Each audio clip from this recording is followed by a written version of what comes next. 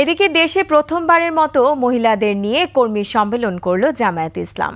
দলটির কুমিল্লা দক্ষিণ জেলা শাখার আয়োজনে 14 গ্রামের হাজী জাফর আলী সরকারি পাইলট স্কুল মাঠে এই সম্মেলন হয়।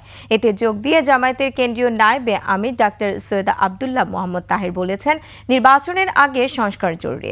বর্তমান সরকার সঠিক পথে এগুচ্ছে মন্তব্য করে সংস্কার শেষ করে দ্রুত নির্বাচন হবে বলে আশা প্রকাশ করেন সৈয়দ তাহের। কোটি মানুষের আস্থার ভালোবাসায় 11 বারের মতো দেশের 1 নম্বর রেফ্রিজারেটর ব্র্যান্ড ওয়ালটন। 14 গ্রাম উপজেলার ইউনিয়ন ও পৌরসভার বিভিন্ন ওয়ার্ড থেকে আগত মহিলা জামায়াত কর্মীদের সমাগমে পরিপূর্ণ ছিল সম্মেলনস্থল।